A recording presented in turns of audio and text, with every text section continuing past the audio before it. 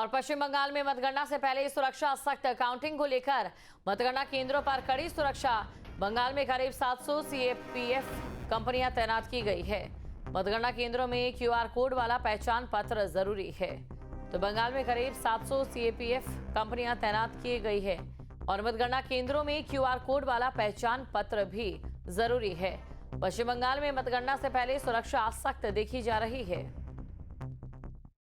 SIR का भी मुद्दा साफ तौर पे देखा जाएगा, लेकिन घुसपैठ जिसको लेकर के भारतीय जनता पार्टी ने पूरा एक मिशन मोड में इसको चलाया है, वो जाहिर तौर पर वो भी एक बड़ा मुद्दा बन के आएगा। लेकिन पूरे पश्चिम बंगाल की अगर बात करें, कुछ जिलों को देखें अगर तो डेवलपमेंट हुआ, जाहिर तौर पर कलकत्ता के आसपास के इलाकों में काफी डेवलपमेंट हुआ और गांव के इलाकों में भी डेवलपमेंट ममता बनर्जी ने किया। लेकिन रोजगार के मुद्दे पर खासतौर पर और पलायन के मुद्दे पर वो बहुत ज्यादा काम नहीं कर पाए। वो मुद्दा जो था खासतौर पे इस बार पश्चिम बंगाल में अहम भूमिका निभाने वाला है और यही रिजल्ट में आपको देखने को मिलेगा। जी, तो पलायन का मुद्दा है, रोजगार का मुद्दा है और इसी के साथ जो वहां पर समीकरण है वो भी आप सभी जानते हैं किस प्रकार का बना हुआ है। अब किस मुद्दे ने कितना काम किया है ये आने वाला वक्त बताएगा, रुझान बताएंगे, एग्जिट पोल के नतीजे वास्तविक नतीजों से कितने मेल खाते हैं ये देखने वाली बात रहेगी। बड़ी जानकारी आपको दे रहे हैं और तस्वीरें भी लगातार हम आपको दिखा रहे हैं, जहां पर इस समय सुरक्षा व्यवस्था चाक चौबंद नजर आ रही है। तो मतगणना केंद्रों पर सुरक्षा के कड़े इंतजाम किए गए हैं। 3 स्तरीय सुरक्षा व्यवस्था लागू की गई है।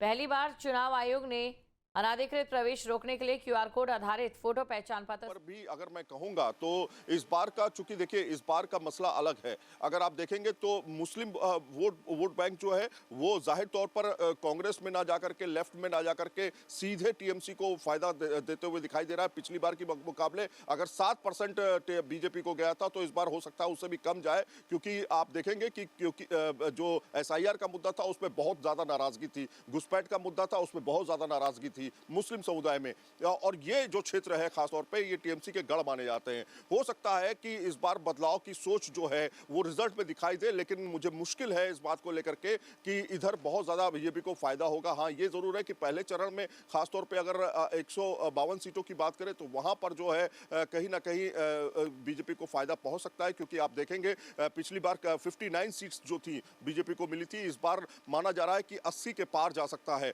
और अगर इधर 80 के पार गया तो आप समझिए कि इस साइड मतलब दक्षिण की अगर बात करें तो वहां पर बीजेपी को भी अगर फायदा मिला तो कहीं ना कहीं एक अच्छा मोमेंटम बीजेपी के लिए बन सकता है। लेकिन इसकी संभावनाएं जिस तरह से हमने कवर किया है वो थोड़ा कम लगती है। नेक टू नेक फाइट होगी, ये बात बिल्कुल सही है, क्योंकि आप देखिए शुभेंदु अधिकारी हो, ममता बनर्जी हो, इस क्षेत्र में खासतौर पर शुभेंदु अधिकारी का काफी ज्यादा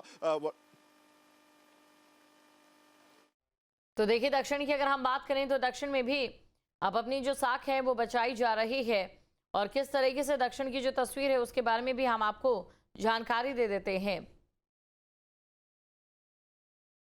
और तस्वीरें आपके सामने ही यहाँ पर कोलकाता की हैं, जहाँ पर आप देख सकते हैं कि सुरक्षा यहाँ पर कड़ी है।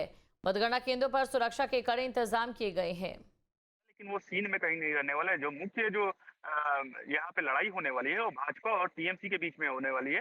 हालांकि जो मुर्शिदाबाद और दिनाजपुर समेत मालदा के कुछ इलाके हैं वहां पर अभी भी कांग्रेस के कुछ लोग जरूर हैं, कुछ ऐसी जगह है, ऐसी सीटें हैं जहाँ पे कांग्रेस को सीटें आ सकती है। लेकिन अभी तक जो स्थिति है पूरे बंगाल में 293 सीटों में से टीएमसी और भाजपा के बीच में ही मेन लड़ाई होगी।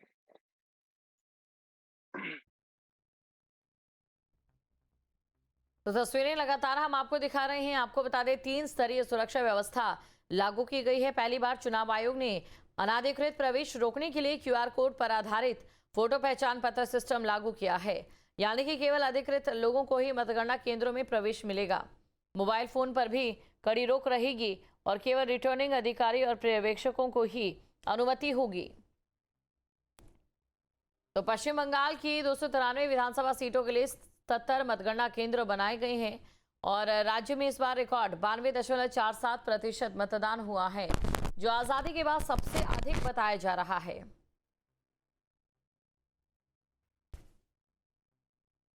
मुख्यमंत्री ममता बनर्जी के नेतृत्व वाली तृणमूल कांग्रेस लगातार चौथी बार सत्ता में लौटने की उम्मीद कर रही है। राज्यों में महिलाओं को लेकर कोई समस्या नहीं, लेकिन अगर पश्चिम बंगाल की बात की जाए तो ममता बनर्जी ने जो 1500 रुपए का कार्ड खेला था, जिस तरीके के कार्ड बीजेपी अपने राज्यों में खेलती रही महिलाओं को देने की, बिहार में 10,000 रुपया दिया और पूरा रिजल्ट ही पलट गया, तो उसका असर यहाँ के चुनाव पर इस बार दिखाई दिया। हालांकि बड़े शहरों में जैसे ये कोलकाता है, भवानीपुर है, यहाँ की महिलाओं को भले न फर्क पड़ता हो चूंकि इलीट क्लास के लोग रहते हैं, लेकिन गाँव देहात की महिलाएं उस 1500 रुपए की चर्चा कर रही थी और बोलती थी कि दीदी के 1500 रुपए देने से बहुत सहयोग हो जाता है और तो 18,000 साल का मिल जाता है। ये तमाम कैलकुलेशन उनके पास था। तो उसका देखिए, एक सीधी सी बात है कि जो सरकार में हो और जिस सरकार की तरफ से जो दिया जाता है, लोग भरोसा उसी पर करते हैं। इसको छत्तीसगढ़ में इसको हम लोगों ने झारखंड में देख लिया कि बीजेपी ने उससे ज़्यादा देने का वादा किया था, लेकिन वहाँ की महिलाओं ने भरोसा नहीं किया और हेमंत सोरेन पर ही भरोसा किया। तो जिसकी सरकार होती है, महिलाएं कह रही थी कि क्या ठिकाना बीजेपी वाले आए, दें या न दें। फिलहाल ममता बनर्जी तो दे रही हैं, ममता दीदी तो वो 1500 रुपये दे रही हैं।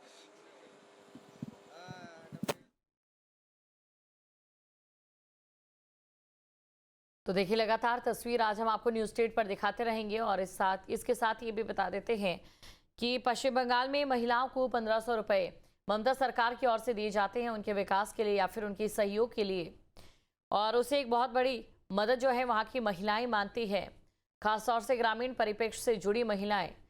अब ऐसे में देखने वाली बात ये रहती है कि बीजेपी की ओर से जो महिलाओं के लिए वादे किए गए हैं, क्या वो 1500 रुपए उन वादों पर भारी पड़ते हैं या नहीं। तो पश्चिम बंगाल में 77 मतगणना केंद्र बनाए गए हैं। पश्चिम बंगाल की 293 विधानसभा सीटों के लिए 77 मतगणना केंद्र बनाए गए हैं और राज्य में इस बार रिकॉर्ड 92.47% मतदान हुआ, जो आजादी के बाद सबसे अधिक बताया जा रहा है। मुख्यमंत्री ममता बनर्जी के नेतृत्व वाली तृणमूल कांग्रेस लगातार चौथी बार सत्ता में लौटने की उम्मीद कर रही है और वहीं भाजपा ने भी राज्य में मजबूत चुनौती पेश की है।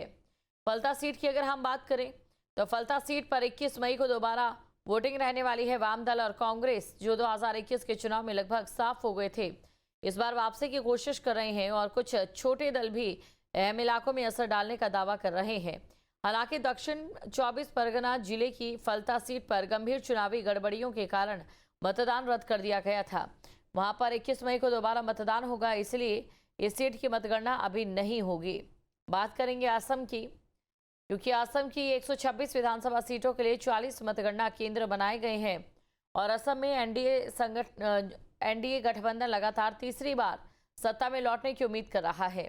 यहां 126 विधानसभा सीटों के लिए 40 मतगणना केंद्र बनाए गए हैं और कुल 722 उम्मीदवार मैदान में हैं। राज्य में 85.96% मतदान दर्ज किया गया है।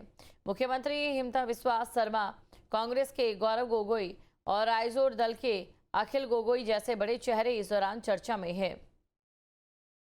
मतगणना केंद्रों की सुरक्षा के लिए केंद्रीय सशस्त्र पुलिस बल की 25 कंपनियां यहां पर भी तैनात की गई है और इसके अलावा राज्य पुलिस की 93 कंपनियां भी सुरक्षा में लगाई गई है। अधिकारियों के अनुसार मतगणना शांतिपूर्ण और निष्पक्ष तरीके से कराने के लिए सभी जरूरी कदम उठाए गए हैं।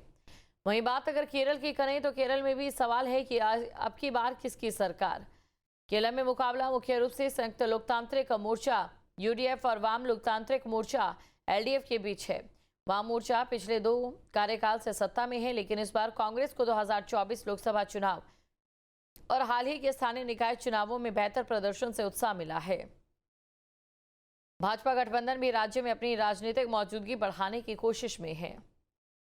और अब जो तस्वीर हम आपको दिखा रहे हैं वो तमिलनाडु की है। आपको बता दें, तमिलनाडु में सत्तारूढ़ द्रविड़ मुन्नीत्र कड़गम यानी कि डीएम की दूसरी बार लगातार सरकार बनाने की उम्मीद कर रही है। यहाँ राजनीतिक परिदृश्य पहले से बदला हुआ है। पारंपरिक प्रतिद्वंदी अखिल भारतीय अन्ना द्रविड़ मुन्नीत्र कड़गम यानी कि AIADMK के अलावा अभिनेता विजय की पार्टी और सीमन की पार्टी ने भी चुनाव को दिलचस्प बना दिया है। आपको बता दें, तमिलनाडु की अगर हम बात करें तो यहाँ पर राज्य में 234 विधानसभा सीटों के लिए 62 मतगणना केंद्र बनाए गए हैं और लगभग 1.25 लाख कर्मियों की तैनाती की गई है।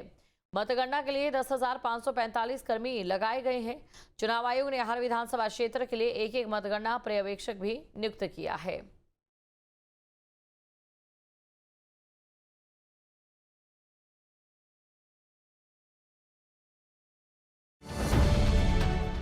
अब से डीडी फ्री डिश के चैनल नंबर 57 पर देखिए न्यूज नेशन।